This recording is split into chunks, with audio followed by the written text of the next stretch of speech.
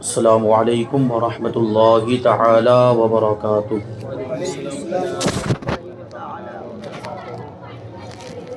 الحمد للہ رب العالمین والعاقبۃ للمتقین والصلاة والسلام علی سید الانبیاء والمرسلین وعلى آلہ واصحابہ اجمعین، اما بعد فاعوذ باللہ من الشیطان الرجیم، بسم اللہ الرحمن الرحیم۔ ذلک ومن يعظم شعائر اللہ فإنها من تقوى القلوب۔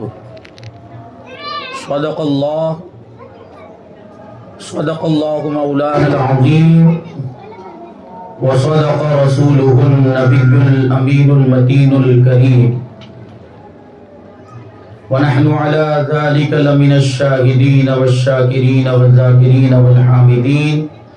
والحمد للہ رب العالمین۔ آئیے ہم اور آپ سب سے پہلے حضور سرور کائنات، فخر موجودات، باعث تخلیق کائنات، احمد مجتبی محمد مصطفیٰ صلی اللہ علیہ وسلم کی بارگاہ اقدس میں درود و سلام کا ہدیہ پیش کریں اور پڑھیں، اللہم صلی علی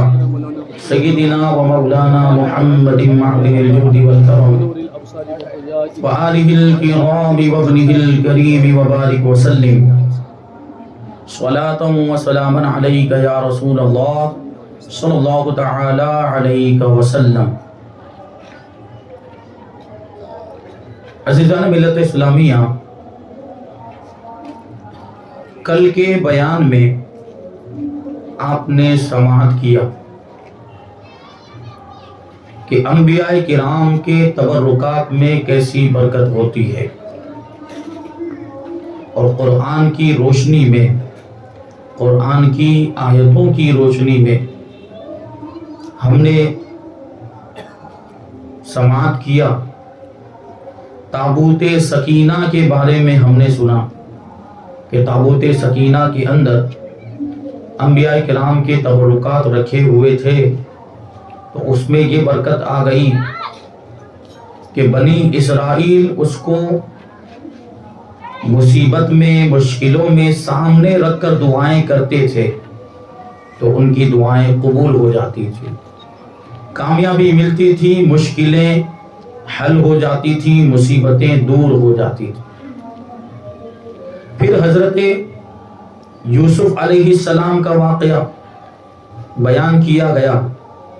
کہ حضرت یعقوب علیہ السلام حضرت یوسف علیہ السلام کی جدائی میں اتنا زیادہ روئے کہ رونے کی وجہ سے ان کی آنکھوں کی روشنی چلی گئی۔ حضرت یوسف علیہ السلام نے اپنا کرتا مبارک بھیجا، اور وہ کرتا حضرت یعقوب علیہ السلام کے چہرے پر ڈالا گیا تو کھوئی ہوئی روشنی واپس آ گئی۔ تو جب انبیاء کرام کے تبرکات میں یہ تاثیر ہے، جب انبیاء کرام کے تبرکات میں یہ برکت ہے، تو ہمارے نبی کے تبرکات میں کتنی برکت ہوگی، ہمارے نبی کے آثار اور ہمارے نبی کی ذات بابرکات سے نسبت رکھنے والی چیزوں میں کیسی تاثیر ہوگی۔ حضور پاک صلی اللہ علیہ وسلم کے تبرکات تو ایک مومن کی نگاہ کو روشنی عطا کرتے ہیں، دل کو سکون عطا کرتے ہیں، روح کو تازگی دیتے ہیں، اور جسم کو شفا عطا کر دیا کرتے ہیں۔ یہ حضور پاک صلی اللہ علیہ وسلم کے تبرکات کی برکتیں۔ اب ہم انشاءاللہ تبارک و تعالی یہاں سے حضور پاک صلی اللہ علیہ وسلم کے تبرکات کی برکتیں، صحابہ کرام رضوان اللہ تعالی علیہم اجمعین نے کیسے حضور پاک صلی اللہ علیہ وسلم کے تبرکات کی تعظیم کی، ان کے بعد کے لوگوں نے تبرکات سے کیسے برکتیں حاصل کی، انشاءاللہ تبارک و تعالی وہی سننے اور سنانے کی سعادت حاصل کریں گے۔ اللہ تبارک و تعالیٰ کی بارگاہ میں دعا ہے کہ اللہ تعالیٰ ہماری اس محفل کو اپنی بارگاہ میں قبول فرمائے، اور جو کچھ بھی بیان ہو اس پر ہم سب کو عمل کرنے کی توفیق عطا فرمائے، اور اس محفل کو آخرت میں ہمارے لیے ذریعہ نجات بنائے۔ حضرت سہل ابن سعد رضی اللہ تعالیٰ عنہ بیان کرتے ہیں کہ ایک شخص اللہ کے رسول صلی اللہ علیہ وسلم کی بارگاہ میں حاضر ہوئے اور انہوں نے حضور پاک صلی اللہ علیہ وسلم کا کرتا مانگا، تو حضور پاک صلی اللہ علیہ وسلم نے کرتا عطا فرما دیا۔ بعد میں لوگوں نے ان سے پوچھا کہ آپ نے حضور کا کرتا کیوں مانگا؟ تو وہ جو شخص حضور کی بارگاہ میں کرتا لینے کے لیے حاضر ہوئے تھے انہوں نے جواب دیا، واللہ ما سألتها الا لتكون کفنی یوم اموت، کہ خدا کی قسم میں نے یہ کرتا حضور پاک صلی اللہ علیہ وسلم سے صرف اس لیے مانگا ہے تاکہ جب میری موت ہو، جب میرا انتقال ہو تو یہ کرتا میرا کفن بن جائے۔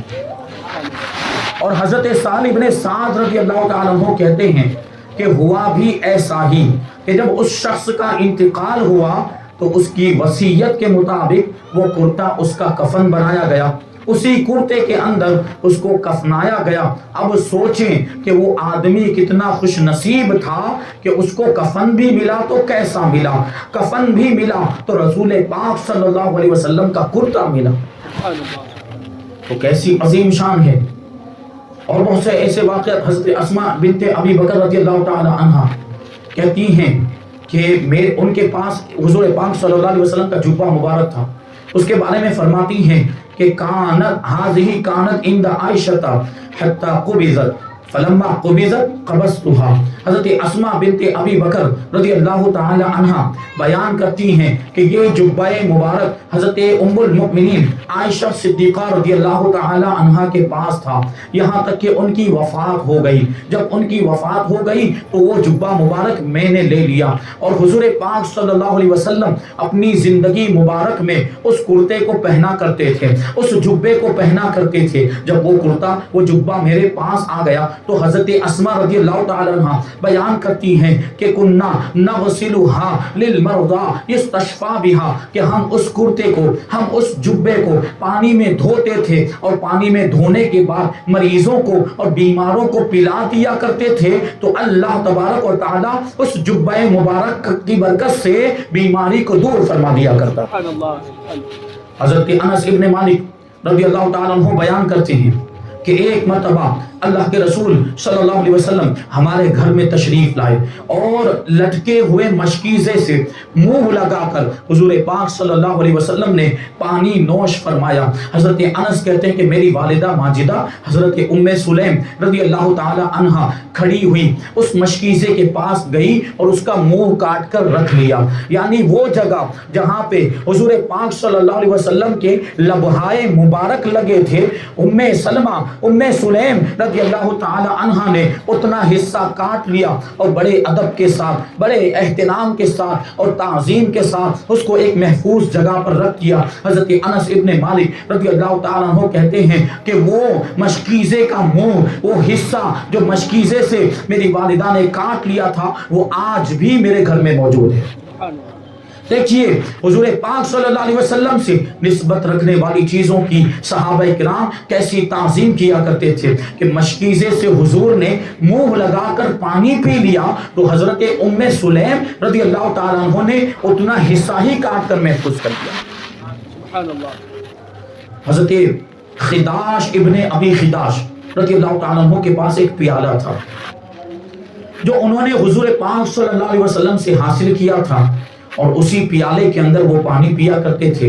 روایتوں میں آیا کہ حضرت فاروق اعظم رضی اللہ تعالیٰ عنہ جب حضرت خداش کے پاس جاتے تھے تو اسی پیالے کے اندر زمزم ڈال کر پیا کرتے تھے، اور جو کچھ بچ جاتا تھا تو اس کے چھینٹے اپنے چہرے پہ لگایا کرتے تھے، اس کے چھینٹے اپنے چہرے پہ مارتے تھے۔ اس صحابہ کرام کے عمل سے ہمیں پتہ چلتا ہے کہ حضور سے نسبت رکھنے والی چیزوں میں برکت ہوتی ہے۔ اسی وجہ سے فاروق اعظم رضی اللہ تعالیٰ عنہ وہ جو پیالہ حضور پاک صلی اللہ علیہ وسلم کا پیالہ جس سے کبھی حضور پاک صلی اللہ علیہ وسلم نے پانی پیا تھا، اسی نسبت کی وجہ سے فاروق اعظم رضی اللہ تعالیٰ عنہ بھی اسی پیالے میں زمزم ڈال کر اس کو پیا کرتے تھے، اور اس کی تعظیم کیا کرتے تھے، اور اس کا ادب و احترام کیا کرتے تھے۔ اور فاروق اعظم رضی اللہ تعالیٰ عنہ کا بھی یہ عقیدہ اس بات سے ثابت ہوتا ہے کہ حضور سے نسبت رکھنے والی چیزوں میں برکت ہوا کرتی ہے۔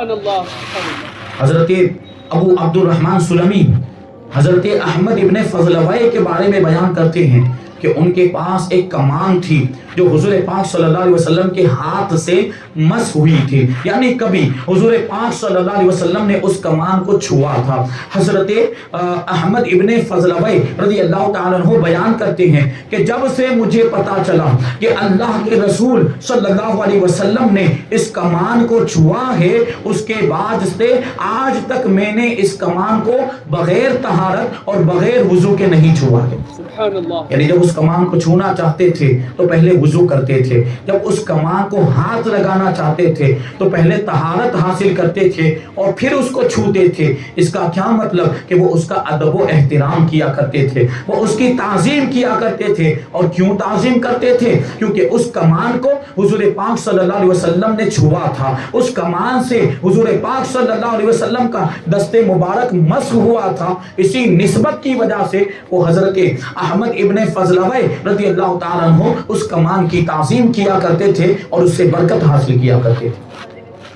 حضرت انس ابن مالک رضی اللہ تعالیٰ عنہ بیان کرتے ہیں کہ روزانہ صبح فجر کی نماز کے بعد مدینہ منورہ کے بچے اپنے گھروں میں سے پیالوں کے اندر پانی بھر کر حضور پاک صلی اللہ علیہ وسلم کی بارگاہ میں مسجد نبوی میں آتے تھے، تو حضور پاک صلی اللہ علیہ وسلم سارے بچوں کے پیالوں میں پانی میں اپنا ہاتھ مبارک ڈبو دیا کرتے تھے، پھر وہ بچے لے جا کر وہ پانی پیتے تھے اور بیماروں کو پلایا کرتے تھے۔ اس سے فائدہ ہوا کرتا تھا کیونکہ حضور پاک صلی اللہ علیہ وسلم کا دست مبارک اس سے لگ چکا ہوتا تھا۔ تو حضرت انس ابن مالک رضی اللہ تعالیٰ عنہ بیان کرتے ہیں کہ کبھی کبھی سخت سردی کے موسم میں بھی فجر کے وقت بہت زیادہ ٹھنڈی ہوتی تھی، اس وقت بھی بچے پانی کے پیالے لے کر آتے تھے، لیکن اللہ کے رسول صلی اللہ علیہ وسلم ان کو منع نہیں فرماتے تھے، ٹھنڈی کے موسم میں بھی پیالوں میں اپنا ہاتھ مبارک ڈال دیا کرتے تھے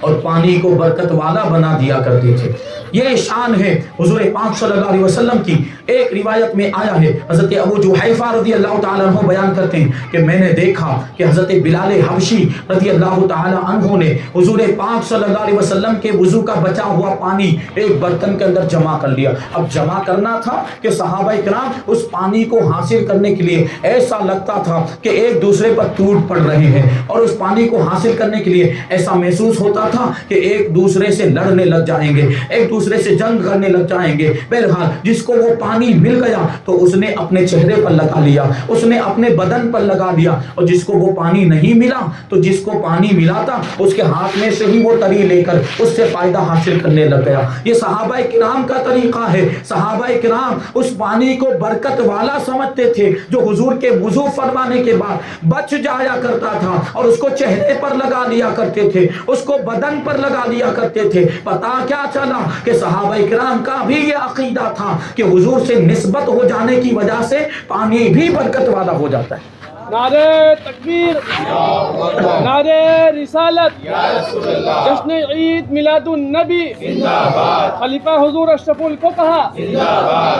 حضرت انس ابن مالک رضی اللہ تعالیٰ عنہ ہی کی روایت ہے کہ ایک مرتبہ اللہ کے رسول صلی اللہ علیہ وسلم نے اپنے ناخن کو تراشا، اور ناخن کے جو تراشے تھے، یعنی ناخن تراشنے کے بعد جو کٹا ہوا حصہ ہوتا ہے اس کو تراشا کہا جاتا ہے۔ حضور پاک صلی اللہ علیہ وسلم نے وہ تراشوں کو لوگوں میں تقسیم فرما دیا، صحابہ کرام کے درمیان تقسیم فرما دیا، اور صحابہ کرام نے اس کو محفوظ کر لیا۔ صحابہ کرام نے اپنے پاس اس کو ادب کے ساتھ رکھ لیا۔ بہت سے صحابہ کرام کے پاس وہ ناخن کے تراشے موجود تھے۔ حضور پاک صلی اللہ علیہ وسلم کے ناخن کے تراشے صحابہ کرام نے ادب کے ساتھ اپنے پاس رکھے ہوئے تھے. حضرت عمر ابن عبد العزیز رضی اللہ تعالیٰ عنہ کے بارے میں بھی میں نے بتایا. حضرت امیر معاویہ رضی اللہ تعالیٰ عنہ کے پاس بھی حضور پاک صلی اللہ علیہ وسلم کے ناخن کے تراشے موجود تھے. بہرحال حضور پاک صلی اللہ علیہ وسلم نے ناخن کو تقسیم فرما دیا تھا. ناخن کو کاٹنے کے بعد وہ ناخن تقسیم ہو گئے تو صحابہ کرام نے ان کو اپنے پاس ادب کے ساتھ رکھ لیا. حضرت محمد ابن سیرین بہت بڑے تابعی بزرگ ہیں اور بڑے ہی مشہور تابعی ہیں جن کو سید المعبرین کہا جاتا ہے کہ خوابوں کی تعبیر بیان کرنے میں بڑی مہارت رکھتے تھے. حضرت محمد ابن سیرین رضی اللہ تعالیٰ عنہ انہوں نے ایک مرتبہ حضرت ابو عبیدہ رضی اللہ تعالیٰ عنہ غالباً عبید یا حضرت ابو عبیدہ سے فرمایا کہ ہمارے پاس حضور پاک صلی اللہ علیہ وسلم کے منہ مبارک ہیں جو ہمیں حضرت انس اور ان کے گھر والوں کے ذریعے سے حاصل ہوئے. تو حضرت ابو عبیدہ رضی اللہ تعالیٰ عنہ نے ارشاد فرمایا کہ میرے پاس حضور کے منہ مبارک کا ہونا یہ مجھے دنیا اور ما فیہا سے زیادہ محبوب ہے. یعنی مجھے پوری دنیا مل جائے یا پوری دنیا کی دولت مل جائے, دنیا میں جو کچھ ہے وہ سب بھی مل جائے, اس کی وہ حیثیت نہیں ہوگی جو میری نظر میں حضور پاک صلی اللہ علیہ وسلم کے منہ مبارک کا مقام و مرتبہ ہے. یہ صحابہ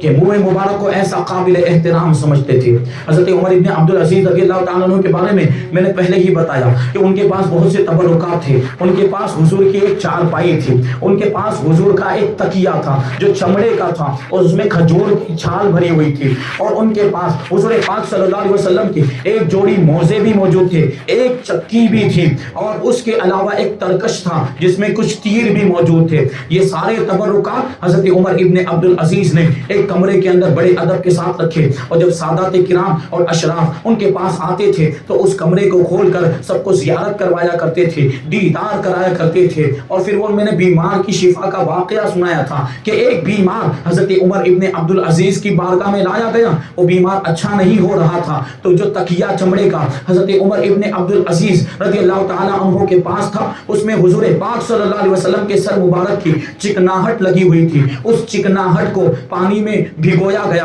اور وہ پانی اس بیمار کی ناک میں ٹپکایا گیا تو اس بیمار کو شفا ہو گئی,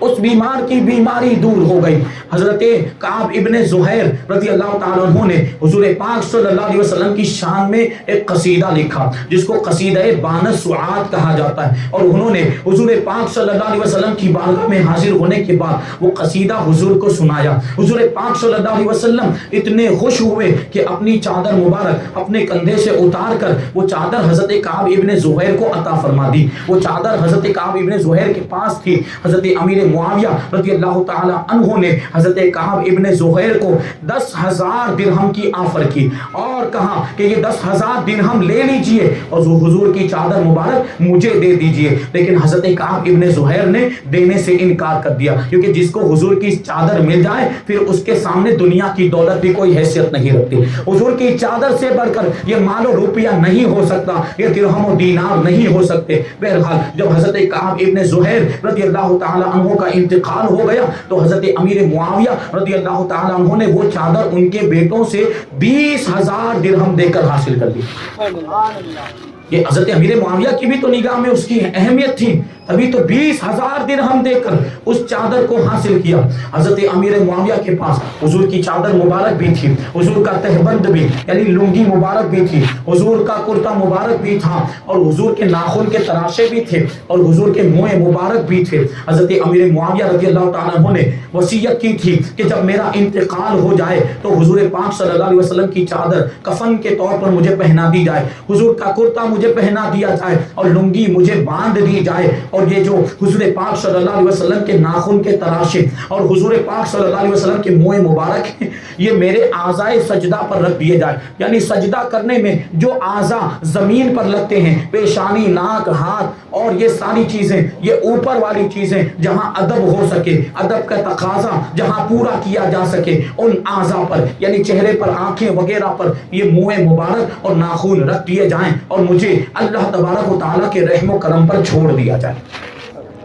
یہ حضرت امیر معاویہ رضی اللہ تعالیٰ عنہ ان کے پاس یہ تبرکات موجود تھے اور انہوں نے وہ تبرکات کی اہمیت کو سمجھا، وہ تبرکات کو برکت والا سمجھتے تھے، وہ جانتے تھے کہ اس میں برکت ہے اور یہی تبرکات یہ نجات کا ذریعہ بھی بن سکتے ہیں۔ اسی وجہ سے انہوں نے تبرکات کو قبر میں رکھنے کے لیے وصیت کی تھی، اور کرتا مبارک، جبہ مبارک، چادر مبارک اور حضور پاک صلی اللہ علیہ وسلم کی لنگی مبارک کو کفن کے طور پر پہنانے کے تعلق سے انہوں نے وصیت کی تھی۔ کیوں وصیت کی تھی؟ کیونکہ وہ جانتے تھے کہ یہ کفن اگر مل گیا تو میرا بیڑا پار ہے، یہ کفن اگر مل گیا تو پھر میری نجات یہ متعین ہے، پھر میں جنت میں یقینی طور پر جا سکتا ہوں۔ یہ بہرحال صحابہ کرام رضوان اللہ تعالی علیہم اجمعین، تابعین اور بزرگان دین اس طریقے سے حضور پاک صلی اللہ علیہ وسلم کے تبرکات کا ادب و احترام کیا کرتے تھے اور اس سے برکتیں حاصل کیا کرتے تھے۔ حضرت خالد بن ولید سیف اللہ، جن کو اللہ کی تلوار کہا جاتا ہے، ان کا واقعہ بڑا مشہور ہے کہ حضرت خالد بن ولید رضی اللہ تعالیٰ عنہ کے پاس حضور پاک صلی اللہ علیہ وسلم کے منہ مبارک تھے، انہوں نے ٹوپی کے اندر وہ منہ مبارک کو سل دیا تھا۔ اب جو بھی جنگ ہوتی تو وہ ٹوپی پہن کر جاتے تھے، اور حضرت خالد بن ولید کا ماننا یہ تھا کہ اس ٹوپی میں جو حضور پاک صلی اللہ علیہ وسلم کے منہ مبارک ہیں، اللہ تبارک و تعالیٰ اس کی وجہ سے مجھے ہر میدان میں فتح عطا فرما دیا کرتا ہے۔ اسی وجہ سے ایک جنگ کے موقع پر جب وہ ٹوپی گر گئی تھی تو اپنی جان پر کھیل کر حضرت خالد بن ولید رضی اللہ تعالیٰ عنہ نے اس ٹوپی کو دوبارہ حاصل کیا تھا۔ یہی حضرت خالد بن ولید رضی اللہ تعالیٰ عنہ جنگ یرموک کے موقع پر قنسرین کے مقام پر لشکر اسلام سے بہت زیادہ دور نکل گئے، کئی میل کے فاصلے پر نکل گئے، اور وہاں پر رومیوں کے لشکر نے ان کو گھیر لیا۔ اب حضرت خالد بن ولید کے ساتھ صرف 12 صحابہ اکرام موجود تھے، اور ایک حضرت خالد بن ولید دشمنوں کے نرغے میں پھنس گئے اور دشمنوں نے چاروں طرف سے حملہ کر دیا اور بہت سخت لڑائی ہونے لگ گئی۔ حضرت ربیعہ ابن عامر کہتے ہیں کہ عیسائیوں نے بہت سخت حملہ کر دیا، لیکن حضرت خالد ابن ولید رضی اللہ تعالیٰ عنہ نے اپنی تلوار سے ایسا زوردار حملہ کیا کہ وہ واپس بھاگ گئے اور میدان چھوڑ کر چلے گئے، لیکن وہ واپس آئے اور دوبارہ ان لوگوں نے حملہ کیا اور دوبارہ حملہ کیا۔ حضرت رافع ابن عمیرہ طائی بیان کرتے ہیں کہ عیسائیوں نے جب دوبارہ حملہ کیا تو لڑائی بہت زیادہ سخت ہونے لگ گئی اور بڑی شدت کی جنگ ہونے لگ گئی، اور سخت گرمی کا موسم بھی تھا اور پیاس بھی بہت زیادہ لگ رہی تھی۔ تو حضرت رافع ابن عمیرہ کہتے ہیں کہ پیاس کی شدت کی وجہ سے مجھے ایسا لگنے لگا کہ اب ہم بچ نہیں پائیں گے، تو وہ کہتے ہیں کہ میں حضرت خالد بن ولید رضی اللہ تعالیٰ عنہ کے قریب گیا اور قریب جانے کے بعد کہنے لگا کہ ایسا لگ رہا ہے کہ اب ہماری شہادت کا وقت قریب آ گیا۔ حضرت خالد بن ولید رضی اللہ تعالیٰ عنہ نے ارشاد فرمایا، اے عمیرہ کے بیٹے، ہاں مجھے بھی ایسا لگ رہا ہے، کیونکہ وہ ٹوپی جس میں حضور پاک صلی اللہ علیہ وسلم کے منہ مبارک تھے اور جن منہ مبارک کی برکت سے اللہ تبارک و تعالیٰ ہر میدان میں میری مدد فرمایا کرتا تھا، جس سے مجھے برکت حاصل ہوتی تھی، اور جنگ کیسی ہی سخت کیوں نہ ہو اور کیسی ہی مشکل کیوں نہ ہو، اللہ تبارک و تعالیٰ منہ مبارک کی برکت سے مجھے فتح عطا فرما دیا کرتا تھا اور مجھے فتح مل جایا کرتی تھی۔ اسی کو تو کسی شاعر نے کیا ہی خوب کہا ہے کہ فقط اس واسطے خالد نے ہر ایک مار کا جیتا، فقط اس واسطے خالد نے ہر ایک مار کا جیتا، انہوں نے ٹوپی میں رکھے میرے سرکار کے گیسو، انہوں نے ٹوپی میں رکھے میرے سرکار کے گیسو۔ تو حضرت خالد بن ولید رضی اللہ تعالیٰ عنہ حضرت رافع ابن عمیرہ سے کہتے ہیں کہ وہ ٹوپی میرے خیمے کے اندر رہ گئی، میں خیمے میں اس ٹوپی کو بھول گیا، وہ ٹوپی میں پہننا بھول گیا، اور اس ٹوپی کا بھول جانا یہ اللہ تعالیٰ کی طرف سے اشارہ ہے کہ اب ہماری شہادت ہونے والی ہے، اب ہم شہادت کا جام نوش کر لیں گے۔ اب حضرت رافع ابن عمیرہ کہتے ہیں کہ وہ جنگ جو تھی اور زیادہ وہ شدت اختیار کر گئی اور اس جنگ میں اور زیادہ سختی آ گئی اور دشمنوں نے ہمیں چاروں طرف سے گھیر لیا، اور ایسا لگتا تھا کہ مسلمان یہ دشمنوں کے نرغے میں رومیوں کے لشکر کے بیچوں بیچ میں قیدیوں کی طرح ہو گئے، چاروں طرف سے حملے ہو رہے ہیں۔ حضرت خالد بن ولید رضی اللہ تعالیٰ عنہ اور وہ 12 صحابہ کرام رومیوں کا مقابلہ کرتے رہے، ثابت قدمی کے ساتھ، صبر و استقامت کے ساتھ رومیوں کا اور عیسائیوں کا مقابلہ کرتے رہے، اور بہرحال یہ لگ تو رہا تھا کہ شہادت ہونے والی ہے، شہادت کا وقت قریب آ گیا، لیکن موت سے ڈرے نہیں تھے، کیونکہ وہ جانتے تھے کہ شہید ہونے کے بعد اس سے بھی بڑا مرتبہ ملنے والا ہے۔ بہرحال وہ موت کا خوف کیے بغیر تلواروں سے عیسائیوں پر حملہ کرتے رہے، اور ادھر وہ حملہ کر رہے تھے کہ اچانک غیب سے ایک آواز آئی کہ کوئی پکارنے والا پکار کر کہہ رہا تھا کہ خدا سے نہ ڈرنے والا ذلیل و رسوا ہوا، اور خدا سے ڈرنے والوں کی مدد کی گئی۔ اے حاملین قرآن، یعنی اے مسلمانوں، اللہ تبارک و تعالیٰ کی طرف سے تمہارے لیے رحمت آ گئی، تمہارے لیے آسانی آ گئی، اور دشمنوں پر تمہیں فتح عطا کر دی گئی۔ یہ غیب سے آواز آئی تھی۔ حضرت ابو مسلم حضرمی رضی اللہ تعالیٰ عنہ بیان کرتے ہیں کہ میں اس وقت حضرت ابو عبیدہ ابن جراح رضی اللہ تعالیٰ عنہ کے پاس تھا۔ یہ اس لشکر کے سپہ سالار تھے جو اس مقام سے کئی میل کے فاصلے پر موجود تھے جہاں پر حضرت خالد بن ولید پر حملہ ہو گیا تھا۔ وہاں سے بہت زیادہ دوری پر حضرت ابو عبیدہ ابن جراح رضی اللہ تعالیٰ عنہ لشکر اسلام کے ساتھ موجود تھے۔ وہ کہتے ہیں حضرت ابو مسلم حضرمی رضی اللہ تعالیٰ عنہ کہ حضرت ابو عبیدہ ابن جراح رضی اللہ تعالیٰ عنہ اچانک اپنے خیمے سے باہر تشریف لائے اور آنے کے بعد کہنے لگے کہ چلو اے مجاہدین اسلام، جلدی جلدی کوچ کرو، ہمیں موحدین مسلمانوں کی مدد کرنے کے لیے جانا ہے، کہ ہمارے بھائیوں کو دشمنوں نے گھیر لیا ہے، ہمیں ان کی مدد کرنے کے لیے جانا ہے۔ حضرت ابو عبیدہ کی آواز سن کر سارے لشکری حضرت ابو عبیدہ کے پاس آ گئے اور ان کے پاس جمع ہو گئے، اور آنے کے بعد پوچھنے لگے کہ آپ کیوں بلا رہے ہیں، بلانے کی وجہ کیا ہے؟ تو حضرت ابو عبیدہ ابن جراح رضی اللہ تعالیٰ عنہ نے ارشاد فرمایا کہ ابھی تھوڑی دیر پہلے میں اپنے خیمے کے اندر سو رہا تھا، میں اپنے خیمے میں آرام کر رہا تھا کہ اللہ کے رسول صلی اللہ علیہ وسلم نے آنے کے بعد مجھے جگایا اور ارشاد فرمایا اے جراح کے بیٹے، تم یہاں سو رہے ہو اور خالد بن ولید کی مدد سے غافل ہو، وہاں ان کو کافروں نے گھیر لیا، اٹھو اور ان کی مدد کے لیے جاؤ، اٹھو اور ان کی مدد کرنے کے لیے جاؤ، کہ ان کو کافروں نے گھیر لیا ہے، اور تم جاؤ گے تو انشاءاللہ جلدی سے پہنچ جاؤ گے اور ان کی مدد کر سکو گے۔ تو حضرت ابو عبیدہ ابن جراح رضی اللہ تعالیٰ عنہ نے جب یہ بات اپنے ساتھیوں کو سنائی، لشکر اسلام کے مجاہدین کو سنائی، ان کے اندر وہ جوش پیدا ہو گیا کہ ہتھیار انہوں نے سنبھالے اور گھوڑوں پر بغیر زین کسے ہوئے وہ گھوڑوں پر سوار ہو گئے اور گھوڑوں کو لے کر میدان جنگ کی طرف روانہ ہو گئے۔ آپ یہ سارے مجاہدین میدان جنگ کی طرف جا رہے ہیں۔ سب سے آگے حضرت ابو عبیدہ ابن جراح رضی اللہ تعالیٰ عنہ ہیں۔ حضرت ابو عبیدہ ابن جراح رضی اللہ تعالیٰ عنہ نے دیکھا کہ ایک گھوڑ سوار ہے جو ان سے آگے چل رہا ہے، اور بڑی تیز رفتاری کے ساتھ وہ گھوڑا دوڑا رہا ہے، اور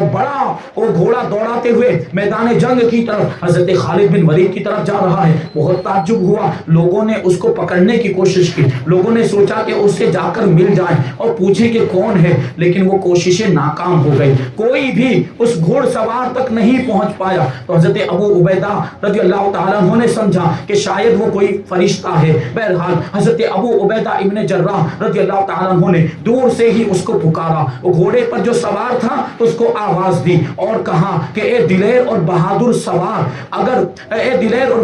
سوار، تو ٹھہر جا، اللہ تبارک و تعالیٰ تجھ پر رحم فرمائے۔ حضرت ابو عبیدہ ابن جراح رضی اللہ تعالیٰ عنہ کی پکار کو سننے کے بعد وہ سوار رک گیا۔ حضرت ابو عبیدہ ابن جراح رضی اللہ تعالیٰ عنہ اس سوار کے قریب پہنچے تو اس سوار کو پہچان لیا، وہ سوار کوئی اور نہیں بلکہ حضرت ام تمیم رضی اللہ تعالیٰ عنہا تھی، حضرت خالد بن ولید رضی اللہ تعالیٰ عنہ کی بیوی، حضرت خالد ابن ولید رضی اللہ تعالیٰ عنہ کی بیوی۔ حضرت ابو عبیدہ ابن جراح کو تعجب ہوا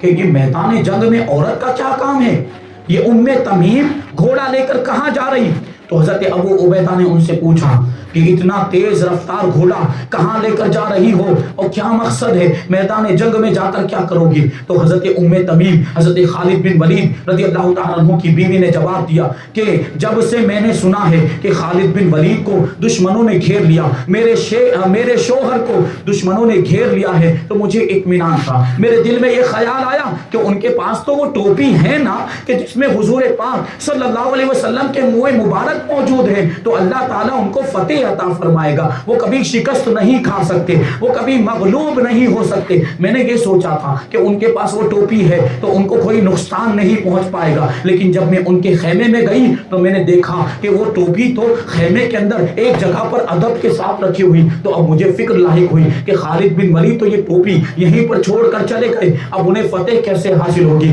دشمنوں کے مقابلے میں ان کو مدد کیسے ہوگی. یہ ٹوپی ہی تو تھی کہ جس کے ذریعے سے, جس کی برکت سے اللہ تبارک و تعالیٰ انہیں فتح عطا فرما دیا کرتا تھا. اسی وجہ سے یہ ٹوپی لے کر میں خالد بن ولید کو پہنچانے کے لیے جا رہی ہوں. اسی وجہ سے بڑی تیز رفتاری کے ساتھ جا رہی ہوں کہ یہ ٹوپی جلد سے جلد ان کو پہنچا دی جائے اور یہ ٹوپی پہن لیں, اور پھر اس ٹوپی کی برکت سے اللہ تبارک و تعالیٰ ان کو فتح عطا فرمائے. نعرہ تکبیر, نعرہ تکبیر, نعرہ رسالت, جشن عید میلاد النبی,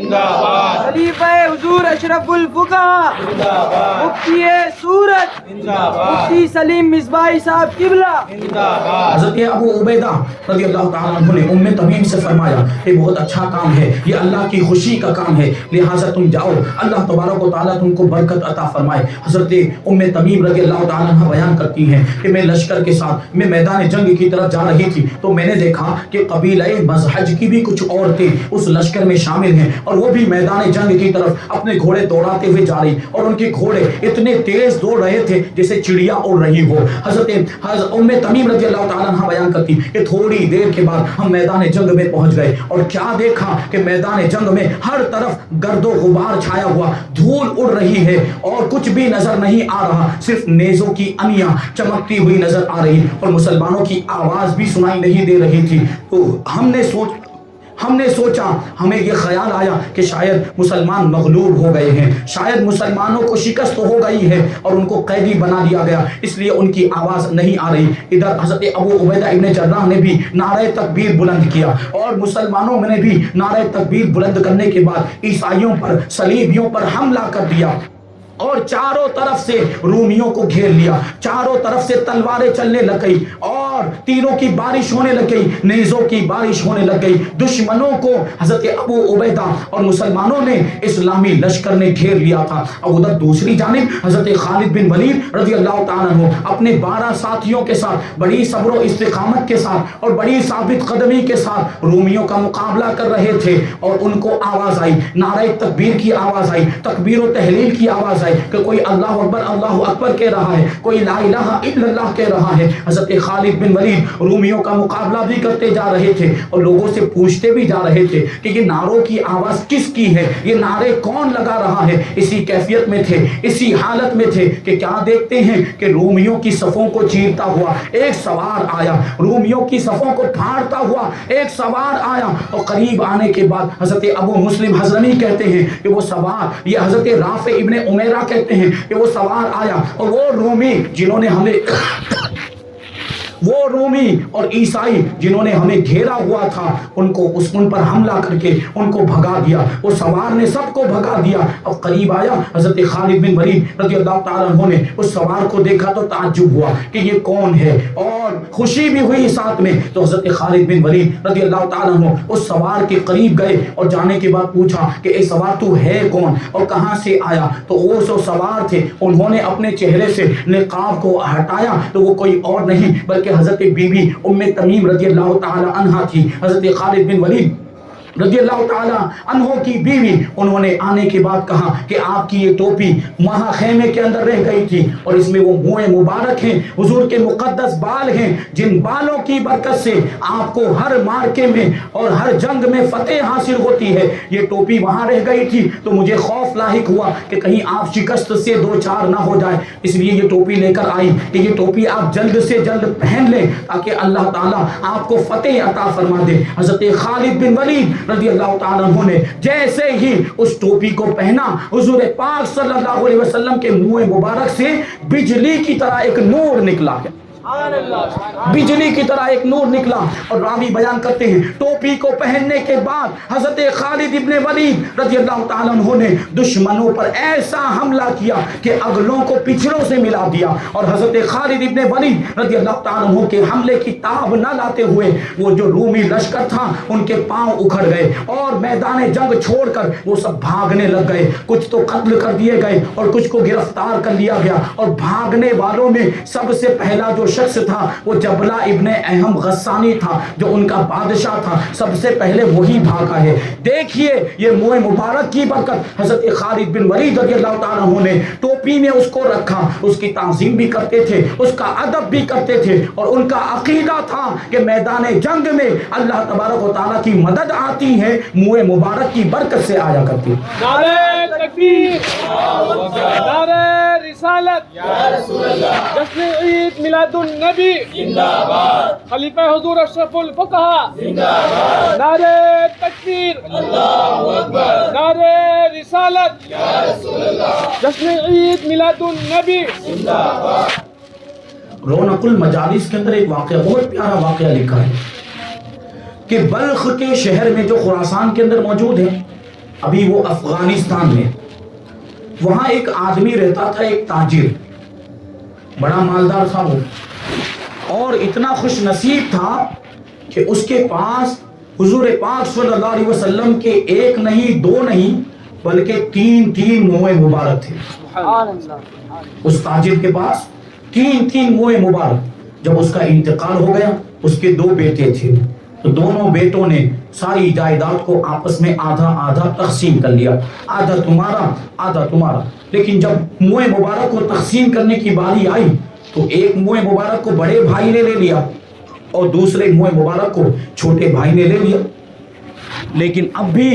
एक मुँह मुबारक बाकी रह गया। तो बड़े भाई ने क्या कहा, छोटे भाई से कहने लगा कि हम एक काम करते हैं कि जो तीसरा जो मुँह मुबारक है हम इसके दो टुकड़े कर लेते हैं, एक टुकड़ा तुम ले लेना, एक टुकड़ा मैं ले लूंगा। छोटा भाई वो बड़ा ही खुश अकीदा था और वो सच्चा आशिक़े रसूल था। उसने जवाब दिया कि मेरा दिल कभी ये गवारा कर ही नहीं सकता कि मैं अपने हबीब के बाल मुबारक के दो टुकड़े करूं।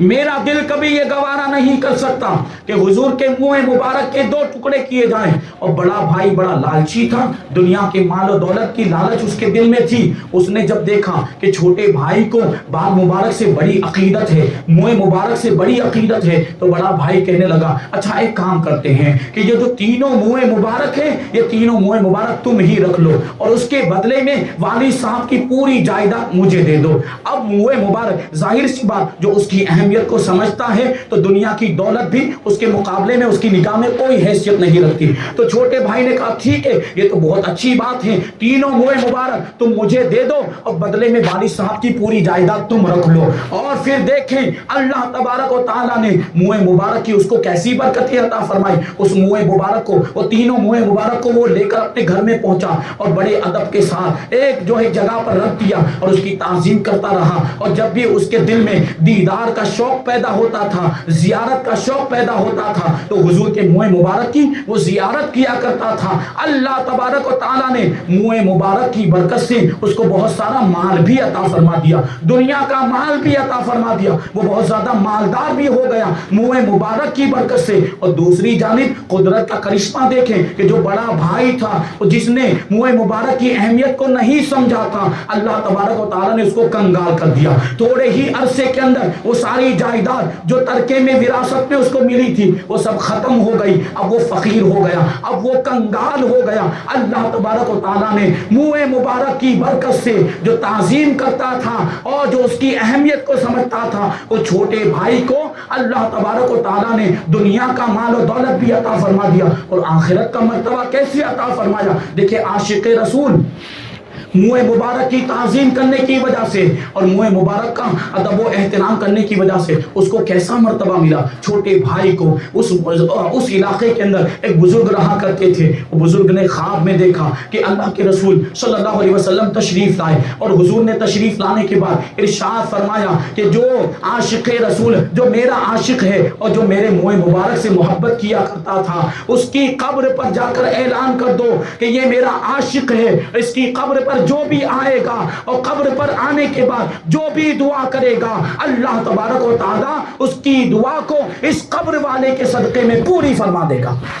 اور وہ بزرگ بیدار ہوئے اور لوگوں میں اعلان کر دیا کہ یہ قبر والا کوئی معمولی انسان نہیں, یہ سچا عاشق رسول تھا, منہ مبارک کی تعظیم کرنے والا تھا, اور اس کے بارے میں بشارت ہوئی کہ اس کی قبر پہ آنے کے بعد جو بھی دعا کی جائے گی وہ دعا قبول ہوگی. اب وہ اتنا مشہور ہو گیا, اس کی قبر اتنی مشہور ہو گئی کہ دور دراز علاقوں سے لوگ اس کی قبر پر آنے لگے اور فیض حاصل کرنے لگے. بلکہ معاملہ یہاں تک پہنچ گیا کہ اگر اس علاقے سے کوئی گزرتا بھی تھا, اس علاقے کے قریب سے بھی اگر کوئی گزرتا تھا تو سواری پر ہوتا تھا تو ادب اور احترام کی وجہ سے وہ سواری سے نیچے اتر جاتا تھا اور پیدل چلا کرتا تھا.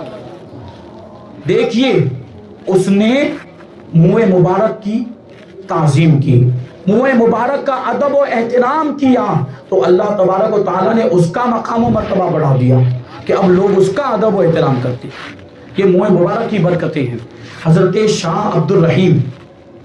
جو حضرت شاہ ولی اللہ محدث دہلوی رضی اللہ تعالیٰ عنہ کے والد ماجد ہیں, وہ بیان کرتے ہیں کہ ایک مرتبہ میں بہت زیادہ بیمار ہو گئے, بہت زیادہ بخار آ گیا اور بیماری نے بہت طول پکڑ لیا. اب ایسا لگنے لگا تھا کہ میری جان نہیں بچ پائے گی اور اسی بیماری میں میرا انتقال ہو جائے گا, کہ مجھ پر غنودگی طاری ہو گئی, نیند آ گئی, میں سو گیا. تو میں نے کیا دیکھا کہ حضرت شیخ عبد العزیز میرے خواب میں تشریف آئے اور آنے کے بعد کہتے لگے کہ بیٹا تمہارے پاس ان قریب اللہ کے رسول صلی اللہ علیہ وسلم عیادت کرنے کے لیے آنے والے ہیں, یعنی بیمار پرسی کے لیے تمہاری خبر گیری کے لیے آنے والے ہیں, اور غالباً حضور پاک صلی اللہ علیہ وسلم اس طرف سے آئیں گے جس طرف تمہاری چارپائی کی پائنتی ہے, اس لیے تم اپنی چارپائی کو گھما لو کہ کہیں تمہارے پیر اس طرف نہ ہو جائیں جہاں سے حضور تشریف لانے والے ہیں. حضرت شاہ عبد الرحیم دہلوی رحمت اللہ تعالی علیہ بیان کرتے ہیں کہ میں اتنا زیادہ کمزور تھا کہ بولنے کی طاقت نہیں تھی, تو میں نے اشارے سے لوگوں کو بتایا کہ میری چارپائی کو گھما دیا جائے, میری پائنتی کا رخ بدل دیا جائے.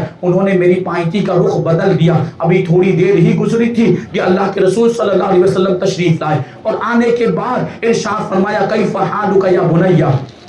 اے میرے بیٹے تمہارا کیا حال ہے. حضور پاک صلی اللہ علیہ وسلم کی اس بات کی لذت اتنی زیادہ محسوس ہوئی کہ وجد کی کیفیت طاری ہو گئی, بے قراری اور بے چینی کی کیفیت طاری ہو گئی اور رونے لگ گیا, گریہ اور زاری کرنے لگ گیا.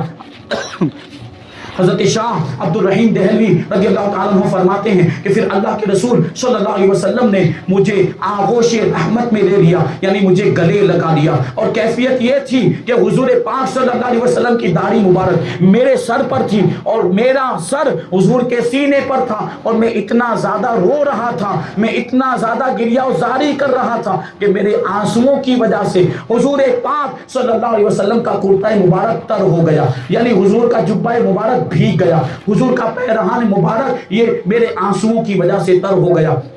اسی حالت میں پہلے بے چینی کی کیفیت تھی, بے قراری کی کیفیت تھی, تھوڑی دیر تک حضور کے سینے پر میرا سر رہا تو وہ کیفیت سکون میں تبدیل ہو گئی, اطمینان حاصل ہو گیا, ساری بے چینی اور بے قراری دور ہو گئی. اور پھر اسی وقت میرے دل میں خیال آیا, میرے دل میں سوچا کہ میری دل کی تمنا تھی, مجھے یہ شوق تھا بہت زمانے سے کہ کاش کے حضور پاک صلی اللہ علیہ وسلم کے منہ مبارک مجھے مل جاتے, حضور کے بال مبارک مجھے مل جاتے. میرے دل میں یہ خیال آنا تھا کہ اللہ کے رسول صلی اللہ علیہ وسلم میرے اس خیال پر مطلع ہو گئے, اور حضور نے ارشاد پر حضور پاک صلی اللہ علیہ وسلم نے اپنی داڑھی مبارک پر اس طرح ہاتھ پھیرا تو 2 بال حضور کے ہاتھ میں آئے, اور حضور پاک صلی اللہ علیہ وسلم نے وہ 2 بال مبارک مجھے عطا فرما دیے. یہ ابھی تک پورا واقعہ یہ خواب میں پیش آیا. حضرت شاہ عبد الرحیم کہتے ہیں کہ میں نے سوچا کہ یہ تو خواب کی بات ہے, پتہ نہیں بیدار ہونے کے بعد جاگنے کے بعد یہ بال مبارک میرے ہاتھ میں ہوں گے کہ نہیں ہوں گے, یہ میرے پاس موجود ہوں گے کہ نہیں ہوں گے. ابھی یہ خیال دل میں آنا تھا کہ اللہ کے رسول صلی اللہ علیہ وسلم نے ارشاد فرمایا عبد الرحیم گھبرانے کی ضرورت نہیں ہے, جاگنے کے بعد بھی یہ بال تمہارے پاس موجود رہیں گے. بیدار ہونے کے بعد بھی یہ بال تمہارے ہاتھ میں ہوں گے۔ حضرت شاہ عبد الرحیم کہتے ہیں کہ میری آنکھ کھلی، جب میں بیدار ہوا تو اندھیرا تھا کمرے کے اندر، میں نے چراغ منگوایا، چراغ لایا گیا تو چراغ کی روشنی میں نے اپنے ہاتھ میں دیکھا تو کوئی بھی بال مبارک نہیں تھا، حضور پاک صلی اللہ علیہ وسلم کے منہ مبارک میرے ہاتھ میں نہیں تھے، تو میں غمگین ہو گیا، میں رنجیدہ ہو گیا۔ میں نے سوچا کہ حضور پاک صلی اللہ علیہ وسلم نے تو ارشاد فرمایا تھا کہ بیدار ہونے کے بعد بھی بال مبارک ہوں گے، لیکن یہاں تو بال نظر نہیں آ رہے۔ تو میں نے دوبارہ حضور پاک صلی اللہ علیہ وسلم کی طرف توجہ کی۔ اللہ کے رسول صلی اللہ علیہ وسلم دوبارہ خواب میں تشریف لائے اور ارشاد فرمایا، بیٹا ہوش کر، بیٹا ہوش میں آ، بال مبارک موجود ہے، تمہارے ہاتھ میں نہیں، تکیے کے نیچے رکھے ہوئے۔ سبحان اللہ، نعرہ تکبیر، نعرہ رسالت، نعرہ رسالت، جشن عید میلاد النبی،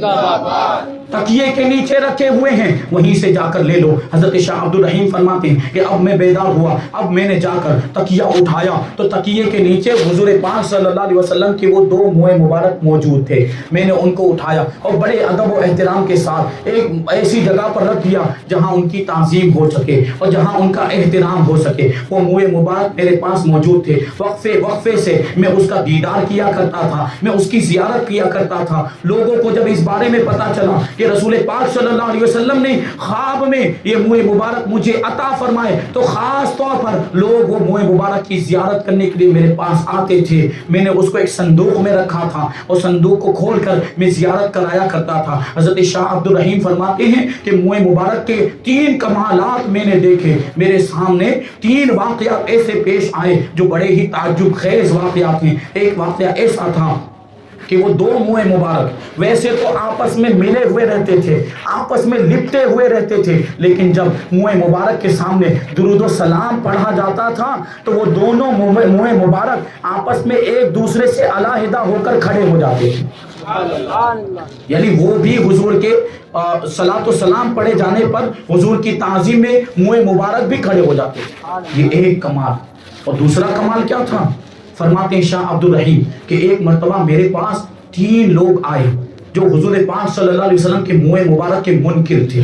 مانتے نہیں تھے۔ میرے پاس آئے اور آنے کے بعد کہنے لگے یہ کیسے ہو سکتا ہے کہ خواب میں کسی کو منہ مبارک عطا کیے جائے، ہم نہیں مانتے کہ آپ کو خواب میں حضور نے یہ منہ مبارک عطا کیے ہیں۔ حضرت شاہ عبد الرحیم کہتے ہیں کہ بہت دیر تک ان لوگوں کے ساتھ بحث و مباحثہ ہوتا رہا۔ ان لوگوں نے کہا کہ ہم اس کو آزمانا چاہتے ہیں، تو حضرت شاہ عبد الرحیم نے کہا کہ بے ادبی کے خوف سے میں نے آزمائش سے انکار کر دیا، کیونکہ آزمانے کا کیا مطلب ہوا کہ ہمیں شک ہے، ہم تو شک نہیں کرتے، ان کو شک تھا تو ان کے لیے آزمائش، یہ میں نے اس کو بے ادبی کے مترادف سمجھا۔ بہرحال جب مناظرہ بہت زیادہ لمبا ہو گیا، بہت دیر تک بحث و مباحثہ چلتا رہا، تو عزیزوں نے یہ کیا کہ منہ مبارک کو لے جا کر دھوپ میں رکھ دیا۔ ابھی دھوپ میں رکھنا تھا کہ ایک بادل آیا اور بادل نے آنے کے بعد منہ مبارک پر سایہ کر دیا۔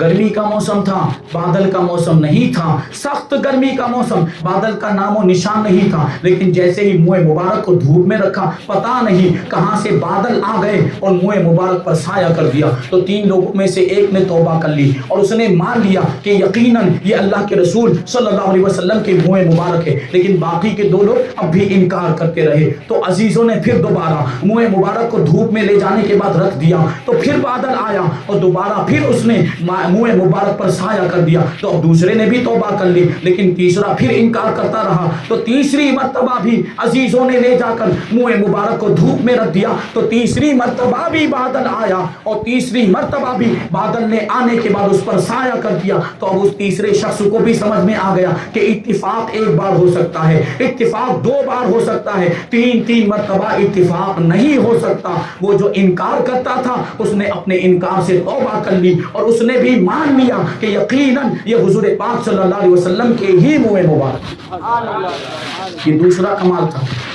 شاہ عبد الرحیم کہتے ہیں کہ تیسرا کمال یہ ہوا